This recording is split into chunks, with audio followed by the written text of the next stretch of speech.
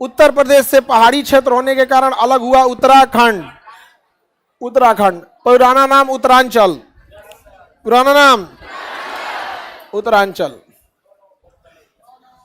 9 नवंबर सन 2000, 1 नवंबर को छत्तीसगढ़, 9 नवंबर को उत्तराखंड, 15 नवंबर को झारखंड।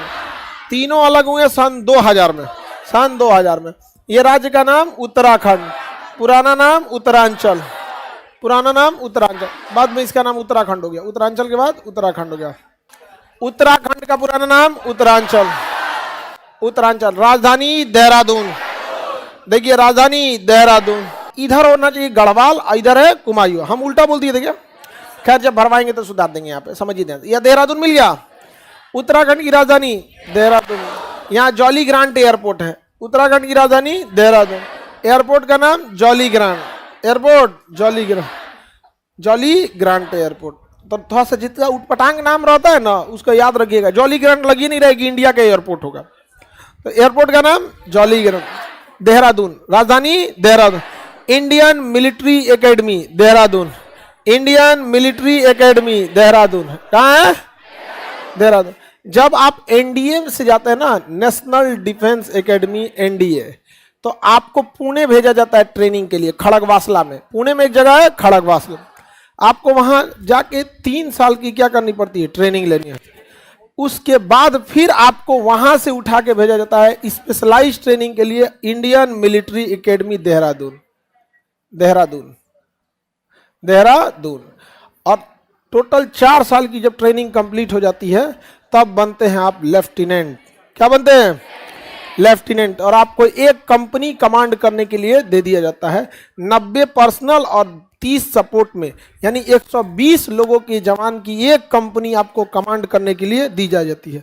और वो 120 लोग किसी भी एरिया को घेरने के लिए एनफ है। लेफ्टिनेंट एक बार बोल दिया मारो, ओपन फायर, मतलब फायर, कोई कुछ नहीं कर सकता। इंटर के बाद जब आप एनडीए का एग्जाम देंगे दाढ़ी मोछ नहीं आया रहता, और उस समय आदमी जाता है एनडीए में और इतना कम एज में आपको इतना बड़ा पावर मिल जाता है जिसका कोई हद नहीं। एनडीए वाले लोग मैथ पे ज्यादा ध्यान देना, मैथ, गणित, मैथ, इंग्लिश। एनडीए मतलब मैथ इंग्लिश, गड़बड़ाया मतलब एनडीए गड़बड़ा गया है आपका। मैथ इंग्लिश दोनों चाहिए होगा तब एनडीए होगा। सोचिए एनडीए में इंटर पास करके लड़का जाता है और उसके बाद से 3 साल पुणे में ट्रेनिंग करेगा। पुणे में जब ट्रेनिंग करता है हाफ पैंट पहन के होता है, हाफ पैंट वहाँ 3 तरह का ग्रेजुएशन आपको पुणे से ही होगा। आर्ट्स लीजिएगा तो नॉन टेकी, बीएससी कीजिएगा तो टेकी, और अगर कंप्यूटर साइंस लीजिएगा तो सुपर टेकी। समझ में आ गया कि नहीं? उसके बाद कहाँ आना होता है? देहरादून। देहरादून के बाद आपको पूरी तरह से परेड सेरेमनी होती है और तब आपको यहाँ पे डबल स्टार लगा दिया जाता है। क्या बन जाते हैं? लेफ्टिनेंट। उसके बाद बनते हैं captain, major, lieutenant colonel, colonel, brigadier, major general, lieutenant general, general, field marshal. Field marshal एक ऑनरली पर, उसके बाद से सीडीएस। क्या होता है? सीडीएस भी, सीडीएस और फील्ड मार्शल ये नॉन वर्किंग पोस्ट है। समझ में आ गया कि नहीं? क्या फील्ड मार्शल बस करियप्पा साहब हुए हैं और सैम हारमूस जी, प्रेम जी, जमशेद जी मानेकशा, एक ही आदमी का नाम है। सैम मानेकशा उनका पूरा नाम होता है। सैम हारमूस जी, प्रेम जी, जमशेद जी मानेकशा। 1971 की लड़ाई में पाकिस्तान से ये जमीन छीनने वाले वही हैं, मानेकशा। समझ में आ गया कि नहीं? कौन? मानेकशा। बहुत प्यार से बात करते थे। उनके बात से कभी नहीं लगेगा कि इतना खतरनाक इंसान हो सकता है जिसके घुटने पे 93,000 पाकिस्तानी ने सरेंडर किया था। और बात इतना प्रेम से करेंगे ना जगह लगे कोई साधु संत है, एकदम साधु संत की तरफ। पाकिस्तान को समझना होगा कि उसको सरेंडर करना होना, बिना सरेंडर किए पाकिस्तान के पास कोई रास्ते नहीं है। पाकिस्तान का युद्ध लड़ेंगे, इतने युद्ध लड़ेंगे, 1 महीना में चारों ओर से नेवी, एयरफोर्स, आर्मी सब फंस गई। लास्ट वार्निंग दिए थे मानेकशा साहब ने, you are surrounded by Indian army, you have to surrender at any cost. Surrender करना पड़ा। तो वहां के जो पाकिस्तानी सेना के प्रमुख थे, बंदूक निकाले और जमीन पे बंदूक रखे, स्टार निकाले और बेल्ट उतारे। यही है सरेंडर का तरीका। जब फौजी सरेंडर करते हैं ना तो हथियार, बेल्ट, स्टार, टोपी हटा दिया जाता है। और उसके बाद मानेकशॉ के साथ सरेंडर करके साइन किए थे। वो फोटो आज भी सेना के मुख्यालय में लगी हुई है। इनको कश्मीर चाहिए। अरे छोटा सबको समझ में नहीं आता है कि हिंदुस्तान के लोग ट्रेन में जाते हैं ना तो 150 रुपया का चप्पल पकड़ के सोते हैं लोगों से।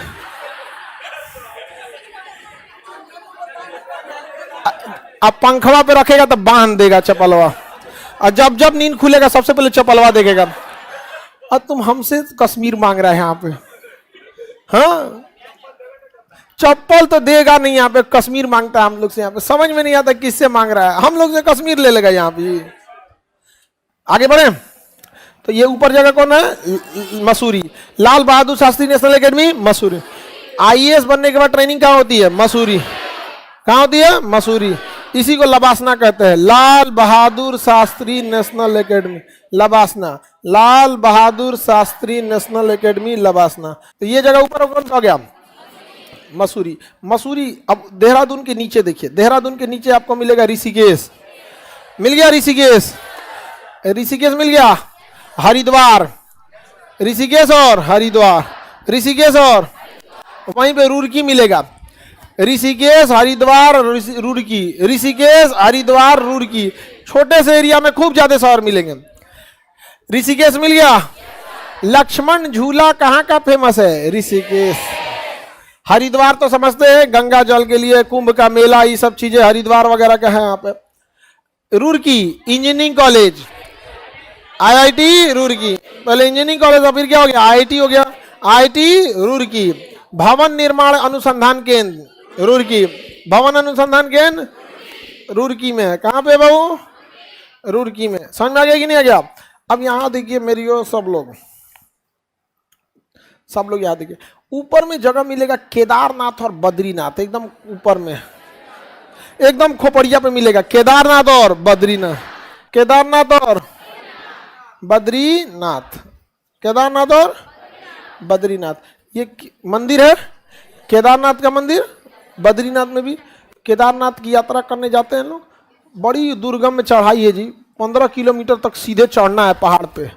अब पहाड़ की सीढ़ियाँ बराबर थोड़ी रहती है, कोई ज्यादा कोई छोटा, कोई कैसे कैसे रहता है। वहाँ पे बहुत मुश्किल होता है केदारनाथ चढ़ना यहाँ पे।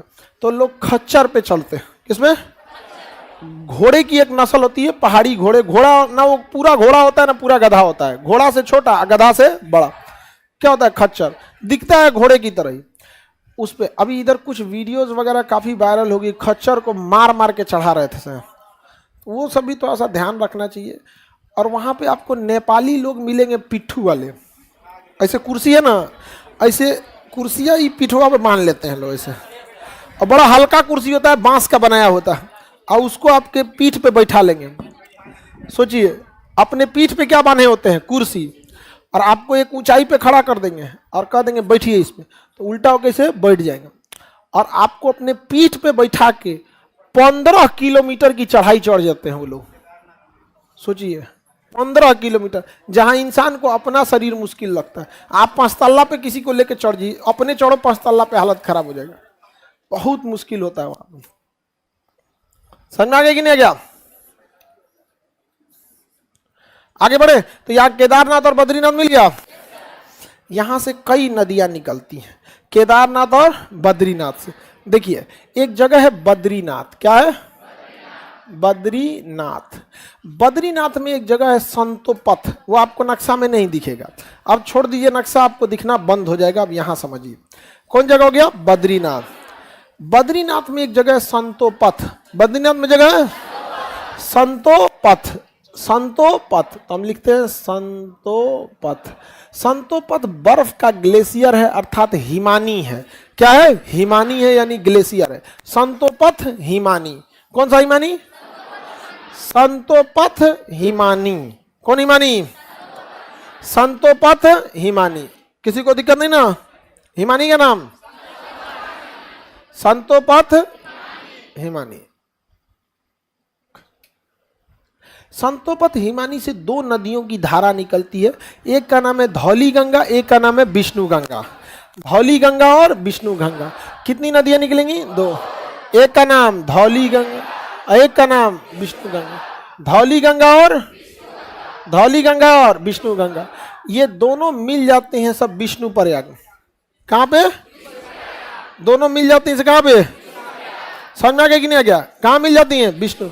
और एक नए नदी का निर्माण करती है, नाम होता है उसका अलकनंदा। एक नए नदी का निर्माण करती है, नाम होता है अलकनंदा। तो बताइए यहां से कौन सी नदी निकलेगी? अलकनंदा।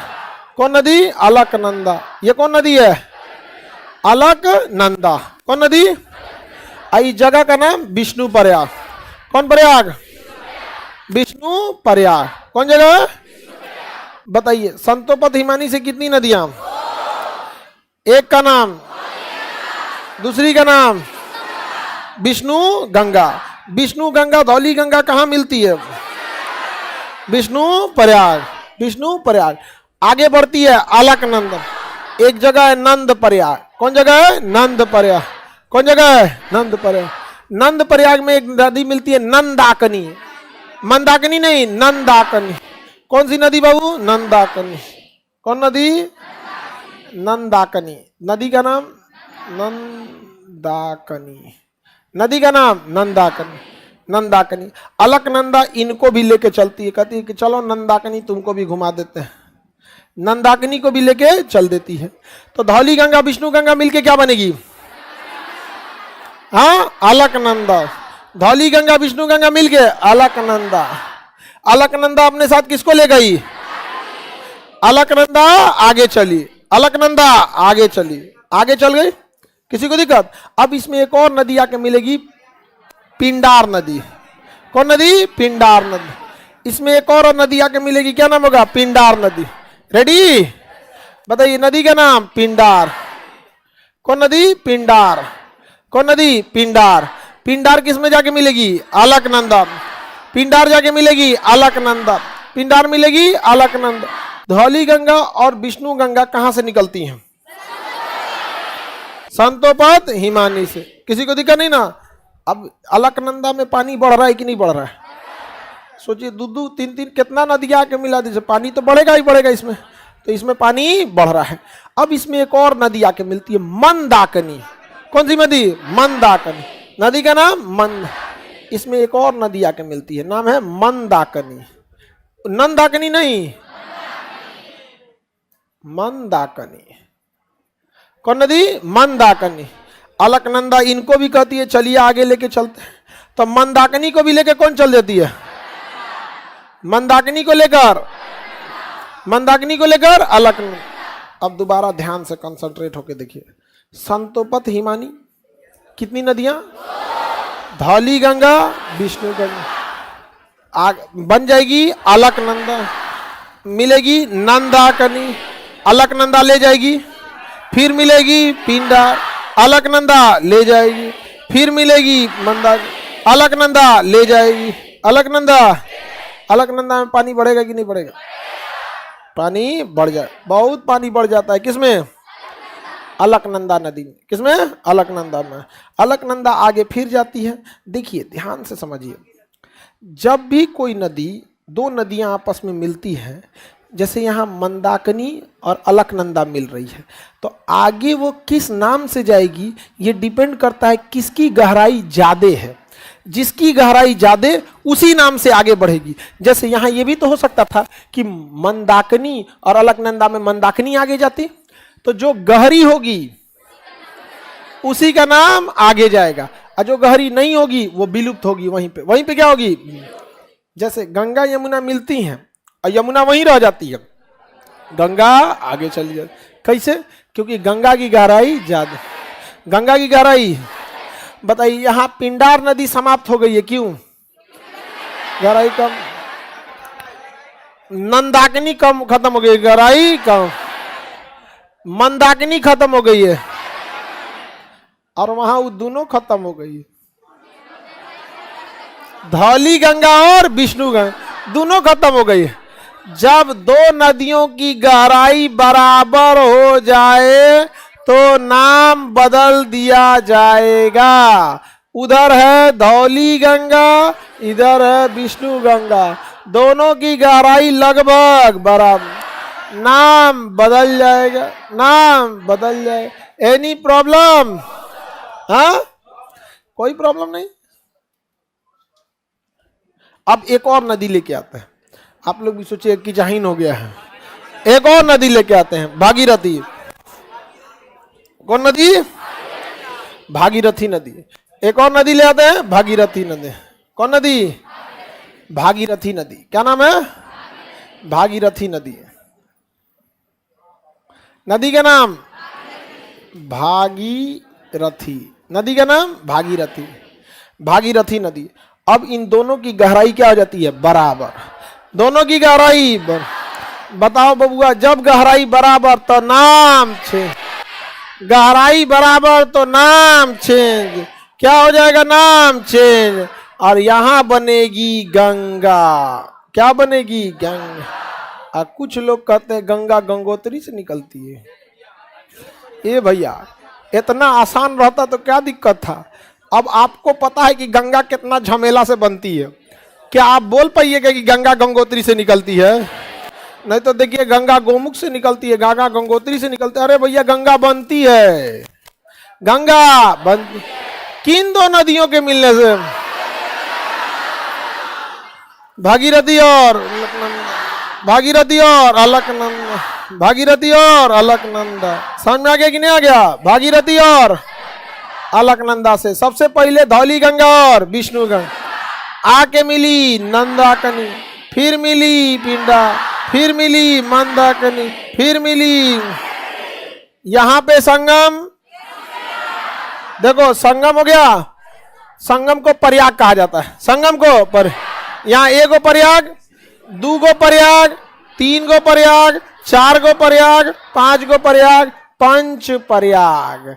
उत्तराखंड का पवित्र स्थलों में से एक है पंच प्रयाग। कौन प्रयाग बबुआ? कौन प्रयाग? सुनो ध्यान से। विष्णु भगवान के अवतार थे कृष्ण भगवान, और उन्हीं का नाम था देवकी नंदन। कृष्ण भगवान को तो कहते देवकी नंदन। केकरा कहा जाता है? तो विष्णु भगवान और देवकी नंदन एक हो गए।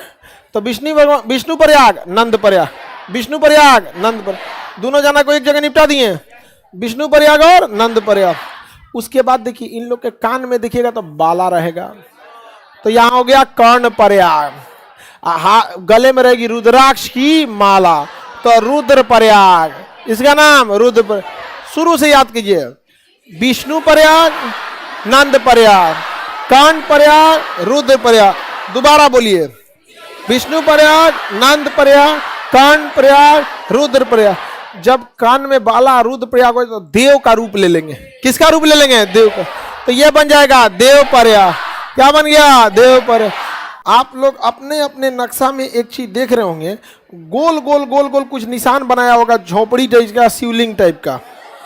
जो भी धार्मिक पर्यटक जगह होते हैं ना, वहां पे घंटी बना देता है। क्या बना देता है? घंटी। धार्मिक पर्यटन जगहों पे क्या बना देता है? पंच प्रयाग। समझ में आ गया? यहां इसकी एक छोटी सी सहायक नदी है भीलांगना। क्या नाम है? भीलांगना। यहीं बनाया गया है टिहरी बांध। कौन सा बांध? टिहरी बांध। सबसे ऊंचा बांध टिहरी। सबसे ऊंचा बांध किस नदी पर? भागीरथी नदी। भागीरथी और भीलांगना के संगम पर। भागीरथी और भीलांगना के जिस दिन ये बांध टूटेगा, उत्तराखंड का तो सत्यानाश हो जाएगा। ये अगर ये बांध टूट गया तो अथाह पानी एक बार में छूटेगा, और यहाँ जितने संगम पे जगह बसे हैं सब दह जाएंगे यहाँ। और यहाँ पहाड़ खड़ा है तो पानी इधर नहीं जाएगा, इधर तेजी से बहने लगेगा यहाँ पे। और जितने भी शहर बसते हैं पहाड़ के नीचे बसते हैं, और जब बाढ़ आता है तो पहाड़ के नीचे आ जाता है, सब दहवा के लेके चल जाता है।